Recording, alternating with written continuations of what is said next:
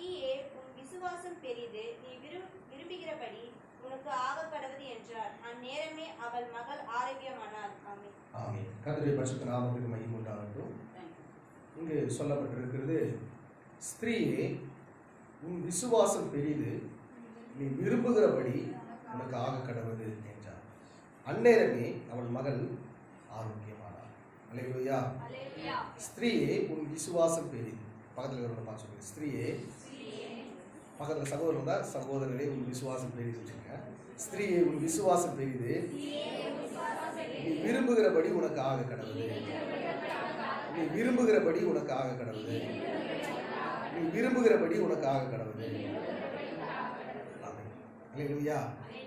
நீங்க என்னெல்லாம் விருப்பத்தோடு சபைக்கு வந்தீங்களோ அந்த விருப்பத்தை எல்லாம் கர்த்தர் உங்களுக்கு என்ன பண்ணுவீங்க, நிறைவேற்றிட்டு போகிறார். அல்லேலூயா.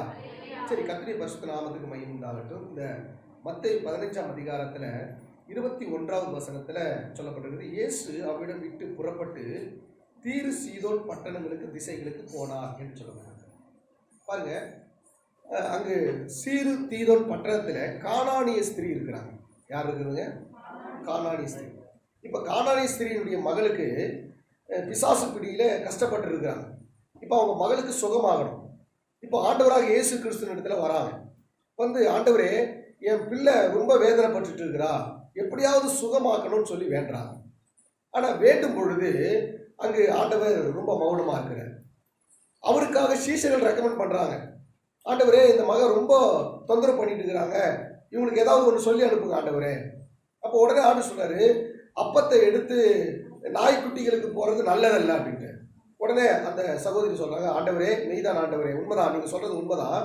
ஆனால் பிள்ளைகள் சாப்பிடும்பொழுது சில துடிக்கைகள் கீழே சிந்தும் அல்லவா, அதை நாய்க்குட்டிகள் சாப்பிடும் அல்லவா அப்படின்னு ஆண்டவர் சொல்கிற ரிசல்ட் என்னென்னா, ஸ்திரீயே உன் விசுவாசம் பெரிது, நீ விரும்புகிறபடி உனக்கு ஆக கடவுது. அப்போ என்னென்ன கர்த்தர் ஏன் ஆண்டவர் வந்த எல்லாருக்கும் உடனே அற்புதம் செஞ்சுட்டார். ஆண்டவராக இயேசு கிறிஸ்துவோட ஒரு குஷ்டரோகி வந்தார், ஆண்டவரே உமக்கு சித்தமானால் என்ன சுத்தமாகுன்னு சொன்னால், எனக்கு சித்தம் உண்டு, சுத்தமாக கேட்டுட்டார். இன்னொரு பக்கம் பார்க்கும்போது 38 வருஷமா வியாதிப்பட்ட மனுஷனை பார்க்குறாரு, நீ சுகமாக வேண்டும் என்று விரும்புகிறாய் சொன்னாரு. ஆமாம் ஆண்டவரே, என்னை கொண்டு போய் விட யாரும் இல்லை அப்படின்றான். உடனே ஆண்டவர் வந்து, உனக்கு சுகம் உண்டாகட்டும், உன் பாவங்கள் மன்னிக்கப்பட்டது, எழுந்து நடக்கிறாரு. உடனே அவன் எழுந்து நடக்கிறான். அப்போ இயேசுவா வாலண்டியரே போய் நிறைய பேருக்கு சுகம் கொடுத்துருக்கிறார். இயேசுவிடத்தில் வந்தவங்களுக்கு சுகம் கொடுத்துருக்கிறார். ஆனால் இந்த மகளை குறித்து பார்க்கும் பொழுது ஆண்டவர் சொல்றாரு, கொஞ்சம் தாமதம் பண்றார். ஏன் அவர் தாமதம் பண்ணார்? கர்த்தருடைய பரிசுத்த நாமத்துக்கு மகிமை உண்டாகட்டும். இங்கே தீரு சீதோனை குறித்து நம் வேதத்திலே வாசிக்கும் பொழுது ஆண்டவராகிய இயேசு கிறிஸ்து இந்த தீரு சீதோன் பட்டணத்தில் நிறைய அற்புதம் செய்யவே இல்லை. ஆனால் பெத்சதாயில நிறைய அற்புதம் செஞ்சார். கர்த்தருடைய பரிசுத்த நாமத்துக்கு மகிமை உண்டாகட்டும். மத்தேயு சுவிசேஷ புத்தகம் 11ஆம் அதிகாரம் 21வது வசனத்திலே வாசிக்கும் பொழுது அங்கு சொல்லப்பட்டிருக்கிறது, கோராசினே உனக்கு ஐயோ, பெத்சாயிதாவே உனக்கு ஐயோ, உங்களில் செய்யப்பட்ட பலத்த செய்கைகள் தீருவிலும் சீதோனிலும் செய்யப்பட்டிருந்ததனால் அப்பொழுதே ரட்டுடுத்தி சாம்பலில் உட்கார்ந்து மனம் திரும்பி இருப்பார்களே. அப்போ என்னென்ன ஆண்டு சொல்றாங்க ஸ்டேட்மெண்ட் பார்த்தா, தீரும் சீதோனும் என்ன பண்ணல, மனம் திரும்பல. தீருவில் இருக்கிற தேசத்தில் இருக்கிற ஜனங்களும் சீதோனில் இருக்கிற தேசங்களும் என்ன பண்ணல, மனம் திரும்பல. ஒருவேளை ஆண்டு சொன்னாரு, அப்பா பெத்சாயிதாவே உன்னிலே செய்யப்பட்ட பலத்த செய்கைகள் அங்க செஞ்சிருந்தா ஒருவேளை அவங்க என்ன பண்ணிருப்பாங்க, மனம் திரும்பி இருப்பாங்க.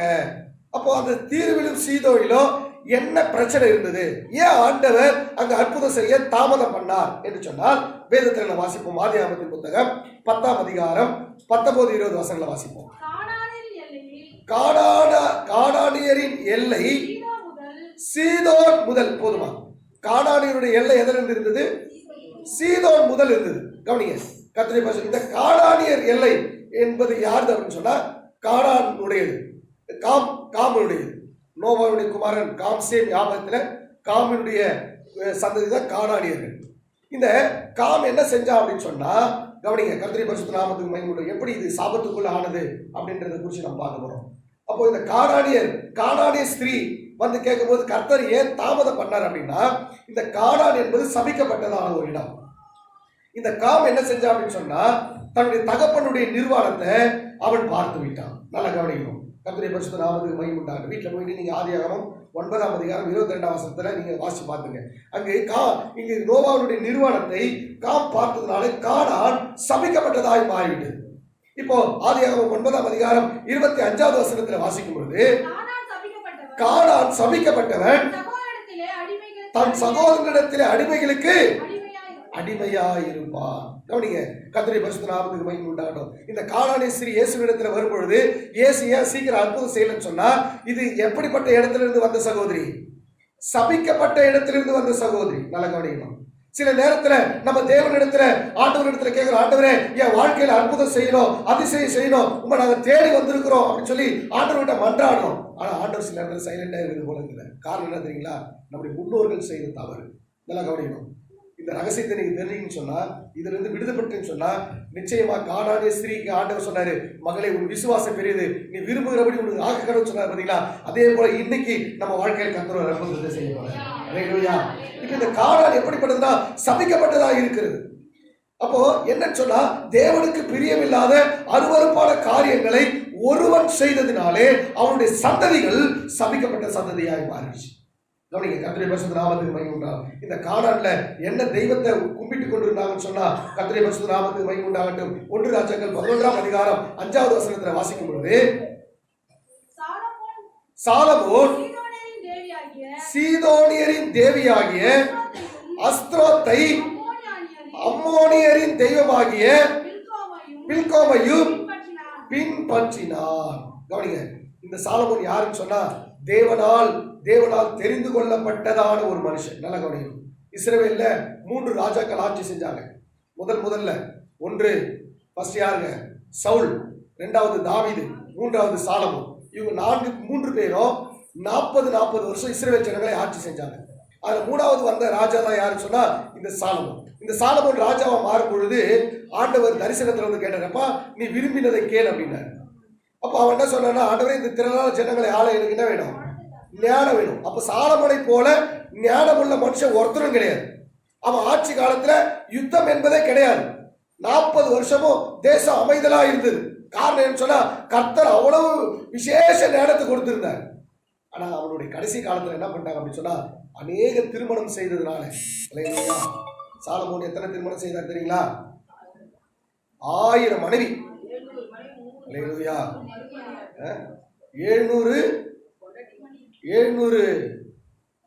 மனைவி, 300 மறுமனை ஆட்டிகள்.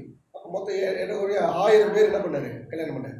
இப்போ இந்த 1000 பேரை கல்யாணம் பண்ண எங்க இருந்து பொண்ணு எடுத்தார் அப்படின்னா, இந்த சீதோன்ல இருந்து பொண்ணு எடுத்தார். இப்போ இந்த சீதோனியர்கள் என்ன செஞ்சாங்கன்னா, சாலமோனை அஸ்திரோத்தை வணங்கும்படியாய் செய்தார்கள். அல்லேலூயா. அப்ப கவனிங்க, ஏன் கர்த்தர் அற்புதம் செய்யல அப்படின்னு சொன்னா, தெரிந்து கொள்ளப்பட்டவனையும் வஞ்சிக்கிறதான ஒரு இடம் தான் இந்த சீதோன். கர்த்தருடைய பரிசுத்த நாமத்துக்கு மகிமை உண்டாகும். அப்ப பாருங்க, அது மட்டும் இல்ல, 1 ராஜாக்களை நம்ம வாசிக்கும் பொழுது 11:33 அவர்கள் என்னை விட்டு சீதோனின் தேவியாகிய அஸ்திரோத்தையும் மோவாபின் தெய்வமாகிய காமோசையும் அம்மோன் புத்திரின் தேவியாகிய பணிந்து கொண்டு தாவீதை போல் செம்மையா இருக்கிறதை செய்யவும் என் கட்டளைகளையும் என் நியாயங்களை கைக்கொள்ளவும் அவர்களின் வழியில் நடவாமல் போனபடியால் அப்படி செய்யும். அப்ப இஸ்ரவேல் ஜனங்க வெறும் சாலமோன் மட்டும் இல்ல, இஸ்ரவேல் ஜனங்க எல்லாருமே வழி விலகி போயிட்டாங்க. அல்லேலூயா. அருமையான கர்த்தருடைய பிள்ளைகளை, சில நேரத்துல கர்த்தர் ஏன் நமக்கு அற்புதம் செய்ய தாமதிக்குதுன்னு சொன்னா, நம்ம முன்னோர்கள் செய்த தவறு. இப்ப நம்ம என்ன செய்ய போறோம் சொன்னா, ஆண்டவரே ஒருவேளை நம்ம ரட்சிக்கப்பட்டிருக்கலாம், நம்முடைய முன்னோர்கள் ஆண்டவர் அறியாம இருந்திருக்கலாம், அவங்க செஞ்ச காரியங்கள் நம்முடைய வாழ்க்கையில அது ஆசீர்வாதத்துக்கு தடையா இருக்கலாம். தேவ சமூகத்தை நம்ம ஒப்பு கொடுக்க போறோம். ஆண்டவரே, எங்க முன்னோர்கள் செய்த பாவத்தை மன்னிங்க ஆண்டவரே, எங்க முன்னோர்கள் செய்த எல்லா தவறுகளை, அதனால எனக்கு ஆசீர்வாதம் தடைபடுதா ஆண்டவரே, இன்னைக்கு அந்த காரியங்கள்லாம் என்னை விட்டு மாறணும். அது மட்டும் இல்ல, வேதத்தில் வாசிக்கும் பொழுது 1 ராஜாக்கள் புத்தகம் 16ஆம் அதிகாரம் 30-31 வசனங்களை வாசிக்கும் பொழுது 1 ராஜாக்கள் 16:30-31 உம்ரியின் குமாரனான ஆகாப் தனக்கு முன்னிருந்த எல்லாரை பார்க்கிலும் கர்த்தரின் பார்வைக்கு பொல்லாப்பானதை செய்தான். யெரொபெயாமின்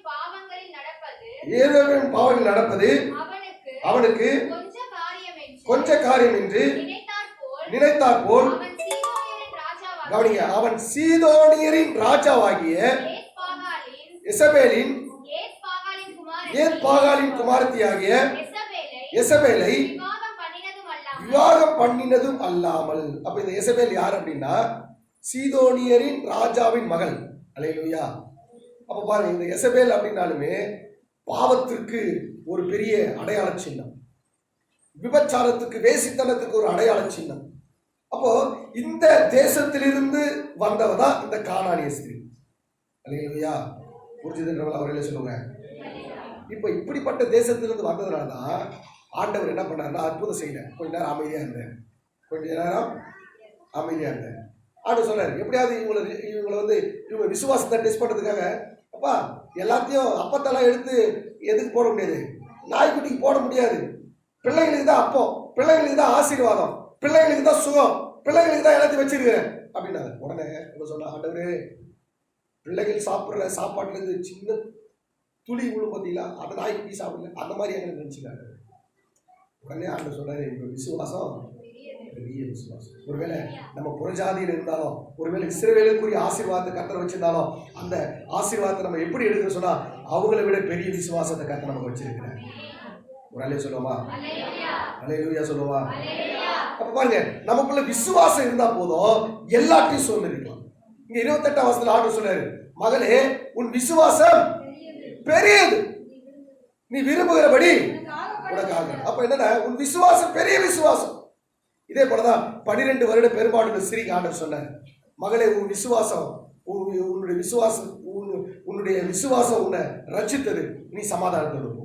உன் விசுவாசம் உன்னை ரட்சித்தது. அங்க 12 வருட பெரும்பாடு ஸ்ரீயை குறித்து நான் பார்க்கும் பொழுது, அவள் அநேக வைத்தியரால எல்லா இடத்திலும் போன செலவு பண்ணா, ஆனா எங்கேயும் சுகமாகல. 12 வருஷம் தன்னுடைய சரீரத்துல பெரும்பாடு, எல்லா இடத்துலயும் எல்லா டாக்டர்ஸையும் பார்த்தாச்சு, எங்க சொல்றாங்களோ அங்கெல்லாம் போனாச்சு. நம்ம பாஷையில் சொல்ல போனா சித்தா மருத்துவம் பார்த்தாச்சு, ஓமியோபதி பார்த்தாச்சு, அலோபதி பார்த்தாச்சு, யுனானி பார்த்தாச்சு, அப்புறம் இந்த மெடிசன் எல்லா வைத்தியம் பார்த்தாச்சு. எந்த வைத்தியமும் எனக்கு என்ன பண்ணல, சுகம் தரல, தனிமைப்படுத்தான். ஆண்டவராக இயேசு கிறிஸ்து அந்த வழியா வராரு கேள்விப்பட்டான், இயேசுவை பத்தி நிறைய கேள்விப்பட்டான். இயேசு கிட்ட போய் ஆண்டவர் எனக்கு ஜாப் எடுக்க ஆண்டவர்னு சொல்ல, ஆண்டவரே எனக்கு இப்படிப்பட்ட பிரச்சனை 12 வருஷம் சொல்ல. அவளுக்குள்ள ஒரு விசுவாசம், இயேசுவின் வஸ்திரத்தை தொட்டா எனக்கு சுகமாயிடும். அதே போல முன்னாடி கூட போய் தொடல, பின்னாடி போய் தொட்டா. வஸ்திரத்தை தொட்ட உடனே இயேசுவிடத்திலிருந்து வல்லமை போயிடுச்சு. வல்லமை போன உடனே அவளுக்கு சரீரத்தில் சுகத்தை உணர்ந்தாள். அருமையான கர்த்தருடைய பிள்ளைகளே, ஒருவேளை நீங்க இந்த சபைக்குள்ள வரும்பொழுது உங்க சரீரத்தில் எப்பேற்பட்ட வியாதிகள் இருக்கலாம், பலவீனம் இருக்கலாம், தீராத பிரச்சனைகள் இருக்கலாம், இது டாக்டரால முடியாதுன்னு சொல்லி கைவிடப்பட்டிருக்கலாம். ஆனா கர்த்தருடைய ஆவியானவர் சொல்லுகிறாரு, இந்த சபையை விட்டு நீ வெளியே போகும்பொழுது, கர்த்தருடைய வார்த்தை உனக்குள்ள வரும்பொழுது, ஆண்டவர் எப்பேற்பட்ட வியாதியா இருந்தாலும், எப்பேற்பட்ட பலவீனமா இருந்தாலும், தீர்க்க முடியாத பிரச்சனையா இருந்தாலும், ஆண்டவராக இயேசு கிறிஸ்து இன்றைக்கு தீர்க்க உன்னுடைய வாழ்க்கையில ஒரு அற்புதத்தை செய்ய அவர் வல்லமையுள்ள தேவனாக இருக்கிறார். அல்லேலூயா, அல்லேலூயா. கர்த்தருடைய பரிசுத்த நாமத்துக்கு மகிமை உண்டாகட்டும். மார்க் 10ஆம் அதிகாரம் 52வது வசனத்துல வாசிக்கும் பொழுது, இயேசு அவனை நோக்கி நீ போகலாம், உன் விசுவாசம் உன்னை ரட்சித்தது என்றார். உடனே அவன் பார்வையடைந்து இயேசுவுக்கு பின் சென்றான். அல்லேலூயா. இங்க பர்திமைங்கிற குருடன் ஆண்டவராக இயேசு கிறிஸ்து வருகிறார் சொல்லி கேள்விப்பட்டான். அந்த நாட்களில மேல ஒரு வஸ்திரம் போட்டிருப்பாங்க. குருடன் சொன்னா அதுக்கு ஒரு வஸ்திரம், பாவ தொழில் பண்றாங்கன்னா அதுக்கு ஒரு வஸ்திரம், பரிசுத்தவான்னா அதுக்கு ஒரு வஸ்திரம். இப்போ இந்த குருடன் என்ன பண்றா, மேல் வஸ்திரத்தை போட்டு பிச்சை கேட்டு கொண்டு இருக்கிறான். ஆண்டவர் வருகிறான்னு சொல்லி கேள்விப்பட்ட மாத்திரத்துல தான் மேல் வஸ்திரத்தை தூக்கி எரிஞ்சிட்டான். இனி எனக்கு இந்த வஸ்திரம் தேவையில்லை, பார்வை ஒன்றும் வரவே இல்லை. ஆனா மேல் வஸ்திரத்தை எரிஞ்சிட்டான். இயேசு வருகிறான்னு சொல்லி அங்க போய் கேட்கிற, ஆண்டவரே எனக்கு பார்வை உண்டாகும். ஆண்டவர் பார்வை கொடுத்தார். அல்லேலூயா. அருமையான கர்த்தருடைய பிள்ளைகளே, உன் தேவைகள் என்னவோ உன் தேவைகளை பூர்த்தி செய்ய கர்த்தர் வல்லமையுள்ள தேவனாக இருக்கிறார். அல்லேலூயா, அல்லேலூயா. ஆண்டவர் சொன்னாரு, உன் விசுவாசம் பெரியது, நீ விரும்புகிறபடி உனக்காக கடவுள். அல்லேலூயா. சொல்லுங்க, உங்க ஆத்மா பார்த்து சொல்லுங்க, நீ விரும்புகிறபடி உனக்கு ஆகும், நீ விரும்புகிறபடி உனக்கு நடக்கும், நீ என்ன கேட்கறியோ அது உனக்கு கிடைக்கும். அல்லேலூயா, அல்லேலூயா. ஞானத்தை கேட்டா ஞானம் கிடைக்கும், அறிவை புத்தியை கேட்டா புத்தி கிடைக்கும், இருதயம் சுத்தம் வேணும்னா சுத்தம் கிடைக்கும், பாவத்திலிருந்து மன்னிப்பு வேணுமா பாவத்திலிருந்து மன்னிப்பு கிடைக்கும், வியாதியிலிருந்து சுகம் வேணுமா சுகம் கிடைக்கும், ஆசீர்வாதம் வேணுமா ஆசீர்வாதம் கிடைக்கும், அபிஷேகம் வேணுமா அபிஷேகம் கிடைக்கும். நீ என்ன கேட்கிறையோ அந்த காரியத்தை கர்த்தர் கொடுக்க வல்லமையுள்ள தேவனாக இருக்கிறார். அல்லேலூயா. அப்படி சொன்ன இருதயத்துல சுத்தமுள்ளவர்கள் பாக்கியவான்கள். அவர்கள் யாரை தரிசிப்பார்களா? தேவனை தரிசிப்பார்கள். வேதம் சொல்றது சங்கீத நீதிமொழியில் 22ஆம் அதிகாரம் 11வது வசனத்துல வாசிக்கும் பொழுது, சுத்த இருதயத்தை விரும்புகிறவருடைய உதடுகள் இனிமையானவைகள், ராஜா அவனுக்கு சிநேகிதனாவான். அல்லேலூயா. அப்ப சுத்த இருதயத்தை விரும்புகிறவன். நம்ம எதை விரும்பணுமா? ஆண்டவர் கானானி ஸ்திரியை பார்த்து சொல்ற, நீ விரும்புகிறது உனக்கு ஆக கடவுள். அவளுக்கு என்ன விருப்பம்? என் பிள்ளைக்கு பிசாசு பிடியிலிருந்து விடுதலை கிடைக்கணும். அது அது நடந்ததா? நடந்தது. அல்லேலூயா. நீங்க சுத்த இருதயத்தை விரும்புங்க. அப்ப சுத்த இருதயம் வந்துருச்சுன்னா போதும், சுத்த இருதயம் உங்களுக்குள்ள வந்துச்சுன்னா போதும், உங்க உதடுகள் இனிமையான மாறும். ராஜா உனக்கு சிநேகிதனா மாறும். அல்லேலூயா. ராஜா ஃப்ரெண்ட் ஆகிட்டா என்ன ஃப்ரெண்ட் ஆகும்? அல்லேலூயா. ராஜாதி ராஜா தான் நம்ம ஃப்ரெண்டு. ஏசப்பா நம்ம ஃப்ரெண்ட் ஆகிட்டாருன்னா அடுத்தது ஒருவேளை நீ கேட்டு வாட்ச்மேனா இருக்கலாம், கர்த்தர் உன்னை எங்க கொண்டு போயிடுவாரு? ராஜா ஏற குதிரை மேல கொண்டு போயிடுவாரு. ராஜா ஏற வஸ்திரத்தை உனக்கு தந்துடுவாரு. அல்லேலூயா. புரிஞ்சுட்டு அவரே சொல்லுவோம். ஆமா, வாட்ச்மேனா இருந்தவரு ஆண்டவர் சிங்காசனத்தில் உயர்ந்தது யாரு? மொர்தெகாய். அல்லேலூயா. கேட்டு வாட்ச்மேன், வாட்ச்மேன் வேலை பண்ணியிருந்தாரு. ராஜா என்ன பண்ணாருன்னா, எப்பா ராஜா ராஜா ஒரு மனுஷனை கடன் பண்ணணும்னு சொன்னா அவனை என்ன பண்ணலாம் அப்படின்னு சொல்லி யாருக்கிட்ட ஆலோசனை கேட்டாரு? ஆமான்கிட்ட ஆலோசனை கேட்டார். அல்லேலூயா. ஆமான் யார் அப்படின்னா, மொர்தெகாயை எப்படியாவது அழிச்சிடணும், அவனை எப்படியாவது ஒன்றும் இல்லாம பண்ணிடணும், அவனை மட்டும் இல்ல அவன் கோத்திரத்தையே அழிச்சணும்னு சொல்லி பிளான் பண்ணியிருந்தார். 127 நாடுகள்ல இருந்த யூதர்கள் மொத்தையும் அழிச்சணும்னு சொல்லி பிளான் பண்ணி சட்டங்கள் எல்லாம் ஏற்றப்பட்டாச்சு. எல்லாம் நடந்துட்டே இருக்கு. இப்ப ராஜாக்குள்ள ஒரு விருப்பம். ஆமானை கூப்பிடுறாரு. ஆமானை கூப்பிட்டு சொல்றாரு, ராஜா கனம் பண்ற மனுஷன் என்னப்பா பண்ணலாம் அப்படின்னு. இந்த ஆமான் நினைச்சிட்டானா, என்ன தவிர ராஜா யாரை கனம் பண்ண போறாரு? உடனே கேட்டான், ராஜா ஏற குதிரை வேணும், ராஜா வஸ்திரம் வேணும். ஒரு மனுஷன் குதிரையை பிடிச்சிட்டு ராஜா கனம் பண்ணுகிற மனுஷன் இப்படிதான் இருக்கணும் அப்படின்னு சொல்லிட்டு உடனே அந்த ஆமான் கிட்ட சொன்னாரு, இதுல ஒண்ணுத்தையும் குறை வைக்காமடி நீ மொர்தெகாய்க்கு போய் பண்ணு. அல்லேலூயா. அல்லேலூயா. எஸ்தர் 6ஆம் அதிகாரம் 11வது வசனத்துல வாசிக்கும் பொழுது, அப்படியே ஆமான் வஸ்திரத்தை குதிரையையும் கொண்டு போய் மொர்தெகாயின் இடத்தில் அவனை குதிரை மேல் ஏற்றி உலாவும்படி செய்து ராஜா கனம் பண்ண விரும்புகிற மனுஷன் இப்படியே செய்யப்பட வேண்டும். அல்லேலூயா. அல்லேலூயா. அருமையான தேவ ஜனமே, ராஜா உன்னை கனம் பண்ண ஆரம்பிக்கிற. அல்லேலூயா. அருமையான கர்த்தருடைய பிள்ளைகளே, தாயினுடைய விருப்பம்னு சொன்னா தன்னுடைய மகளுக்கு சுகம் உண்டாகும்னு சொல்லி, ராஜாவுடைய விருப்பம்னு சொன்னா உங்களை கனப்படுத்தணும்னு சொல்லி. அல்லேலூயா. புரிஞ்சுட்டு சொல்லுவோம். அல்லேலூயா. சரி, இப்போ ஊழியக்காரனுக்கு ஒரு விருப்பம் இருக்கு. ஊழியக்காரனு அம்மாவோட விருப்பம் பொண்ணுக்கு சுகமாகணும். கானானிய ஸ்திரீயினுடைய அம்மாவுடைய விருப்பம்னா என் பொண்ணுக்கு சுகமாகணும். ஆண்டவர் சுகம் கொடுத்தாரா? சுகம் கொடுத்தார். ராஜாவுடைய விருப்பம் ராஜாவை காப்பாற்றின மனிதன் மொர்தெகாயை உயர்த்தணும். ஆண்டவர் உயர்த்தினார். ராஜாதி ராஜாவாகிய இயேசு உங்களை உயர்த்தணும், உங்களை கனப்படுத்தணும் சொல்லி விரும்புவார். கட்டாயம் அதை செஞ்சு முடிப்பார். இப்போ ஊழியக்காரனுக்கு ஒரு விருப்பம் இருக்கு. அல்லேலூயா. என்ன விருப்பம்? என் பிள்ளைகள் எல்லாம் நல்ல அபிஷேகத்தில் இருக்கணும், என் பிள்ளைகள் எல்லாம் தீர்க்க தரிசனம் சொல்லணும், என் பிள்ளைகள் எல்லாம் நல்ல ஆசீர்வாதமாக இருக்கணும். அல்லேலூயா. என் விருப்பத்தையும் கர்த்தர் நிறைவேற்ற வல்லமையுள்ளவராக இருக்கிறார். 1 கொரிந்தியர் 14ஆம் அதிகாரம் 5ஆம் வசனத்தில் வாசிக்கும் பொழுது,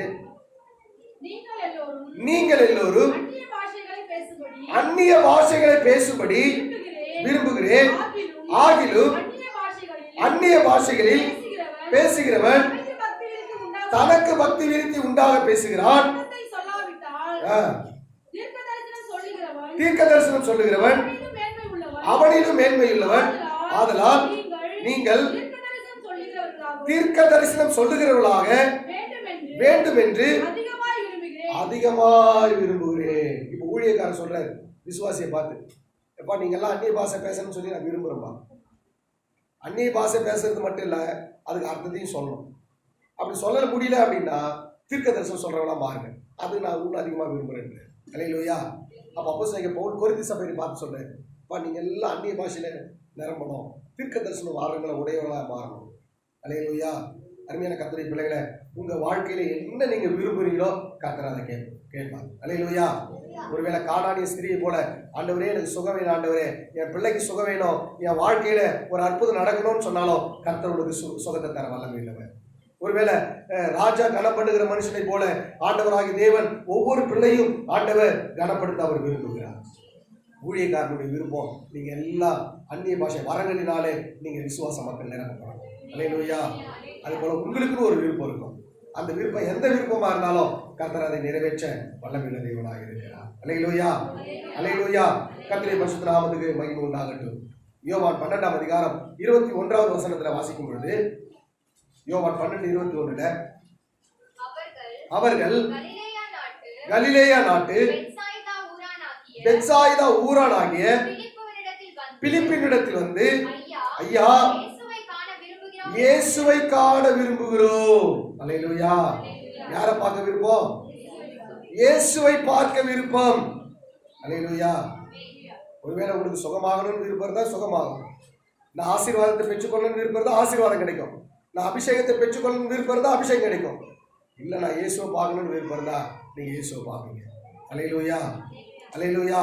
அருமையான கர்த்தருடைய பிள்ளைகளே, கர்த்தர் உங்களை ஆசீர்வதித்து உயர்த்த வல்லமையுள்ள தேவனாக இருக்கிறார். கானானிய ஸ்திரியை பார்த்து ஆண்டவர் சொன்னார், ஸ்திரியே உன் விசுவாசம் பெரியது, நீ விரும்புகிறபடி உனக்கு ஆக கடவுள். இந்த வார்த்தை இயேசு வாயிலிருந்து புறப்படும் பொழுது வேதம் சொல்றது அந்த நேரமே. எந்த நேரமே? இயேசு வாயிலிருந்து புறப்பட்டு பார்த்தீங்களா அந்த வார்த்தை? அந்த வார்த்தைய வந்த உடனே அங்க அற்புதம் நடந்துச்சு. அவள் மகள் ஆரோக்கியமானாள். அவள் மகள் சரி, இங்க என்ன நடந்தது? இந்த ரகசியத்தை மட்டும் நான் சொல்லி முடிக்கிறேன். இந்த கானானிய ஸ்திரீனுடைய மகளுக்கு எப்படி அற்புதம் நடந்தது அப்படின்னா, இவ்வளவு நேரம் இயேசு தாமதம் பண்ணார். முதல்ல அவன் ஜெபம் பண்றா, கம்முன்னு இருக்கிறாரு. அப்புறம் சீஷர்கள் ஜெபம் பண்றாங்க, அப்பவும் கம்முன்னு இருக்கிறாரு. அப்புறம் ஒரு ஒரு இதை சொல்றாரு. அதுக்கப்புறமாவும் இவன் என்ன சொல்றான்னு சொன்னா, இவருடைய விசுவாசத்தை பார்த்து கர்த்தர் அற்புதத்தை செய்யறாரு. நல்லா கவனிக்கணும்.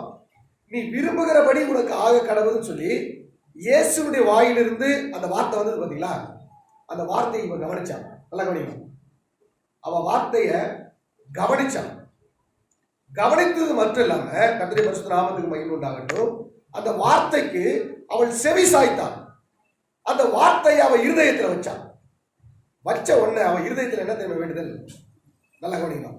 என் பிள்ளைக்கு சுகமாகணும், என் பிள்ளைக்கு சுகமாகன்னு சொல்லி அவங்க இருதயத்தில் நினைச்சிட்டு இருக்கிறாங்க. நல்லா கவனிக்கணும். அவங்க இருதயத்தில் நினைச்சுக்கிறாங்க. இப்ப இயேசுடைய வார்த்தை வருது. இயேசுடைய வார்த்தை வந்தவொடனே அந்த வார்த்தையை நல்லா கவனிக்கிறாங்க. கவனிச்ச உடனே அந்த வார்த்தையை கொண்டு போய் இருதயத்தில் வைக்கிறாங்க. இப்ப இருதயத்தில் என்ன விருப்பம்? என் பிள்ளைக்கு இப்ப சுகமாயிடுச்சு. அந்த நேரமே அந்த வார்த்தை போய் உள்ள போய் சென்ட் ஆன உடனே அங்க சுகமாச்சு. இந்த வசனத்தை வாசிங்களேன். நீதிமொழிகள் 4ஆம் அதிகாரம் 20, 21, 22 வசனம் வாசிக்கும். என் மகனே என் வார்த்தைகளை கவனி, என் வசனங்களுக்கு உன் செவியை சாய், அவைகள் உன் கண்களை விட்டு பிரியாதிருப்பதாக